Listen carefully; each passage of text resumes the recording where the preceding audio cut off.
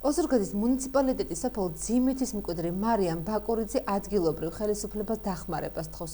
მარიამს ჯანმრთელობის პრობლემების მქონე ორი შვილი ჰყავს. ერთ-ერთი მათგანი ერთი თვისაა და დღემდე რეანიმაციულ განყოფილებაში იმყოფება.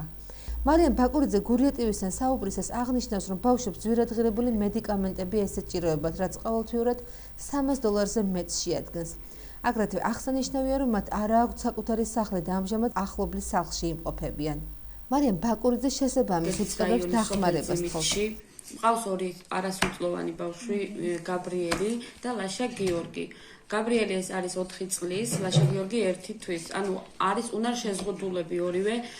გაბრიელს აქვს ცერებრალური ლეიკომალაცია.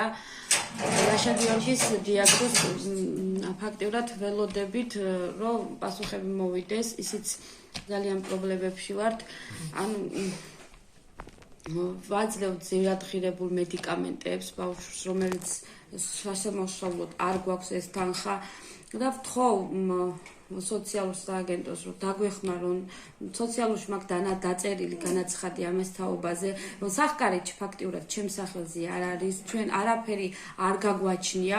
რამოდენიმე დღის წინ დავწერე სოციალურში განაცხადი, რომ მე მჭირდება დახმარე. მართლა ძალიან ცუდ მაშინ დგავა. ბავშვი არ მყოფნის ეს რა ქვია, თვეში ერთხელ ჩემს შვილებს ჭირდება $300 პროდუქცია ყიდულობ, ანუ წამლის სახით, რომელსაც ძალიან ჭირდება გაბრიელს ფაქტიურად და ამიტომ ვთხოვთ ყველას დაგვეხმაროთ. როგორც ოზურგეთის მუნიციპალიტეტის მერიაში ამბობენ, მარიამ ბაკურიძემ მათთვის არ მოუმართავს. ამ თემასთან დაკავშირებით მერიის შესაბამისი სამსახური დედას დაუკავშირდება და დაეხმარება.